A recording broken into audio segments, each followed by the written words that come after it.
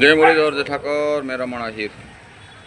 આપણે ઓડિયો ચડાવ્યો હતો એક લાખાભાઈનો અને પ્રહલાદભાઈ વાલ્મિક.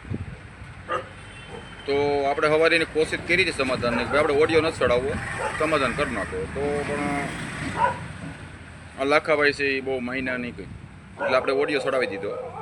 ઓડિયો ચડાવ્યા પછી એનો ફોન આવ્યો કે ભાઈ અમારે બેયનું સમાધાન થઈ ગયું છે ને લાખેભાઈ પણ માફી માગી લીધી છે, પ્રહલાદભાઈ પણ સ્વીકાર કરી.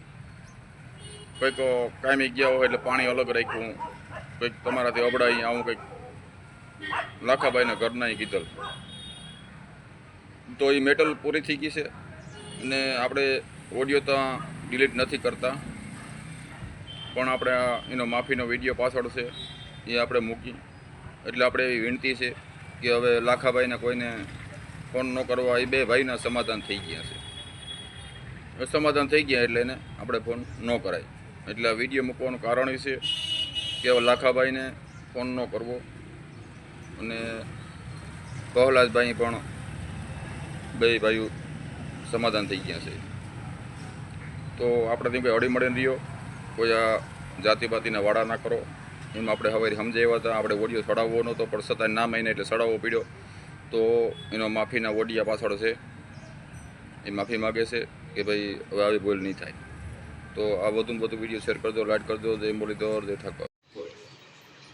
આ પેલા ભાઈના ઘરના કે મારા ઘરના ઈ જેન કેતરે જે બોલ્યા કે ના બોલ્યા એ એમને ખબર છે, બરોબર. એમના વત્તા હું એમને આ માફી માંગુ છું કે ભાઈ જે છે તે બોલી જાય છે, તો એમને હું માનું છું કે ભાઈ મારા ઘરના બોલી જાય છે, બરોબર.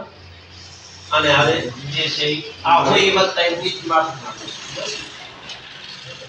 ભાઈ આહિર સાહેબે એમની ચેનલમાં વિડીયો ચડાવ્યો હતો. હવે અમારે બંને પાર્ટીને સમાધાન થઈ ગયું છે. તો મહેરાજભાઈને નમ્ર વિનંતી કે એમનો ખૂબ ખૂબ આભાર. અને લાખાભાઈને કોઈને પણ હવે ફોન કરવો નહીં. એમને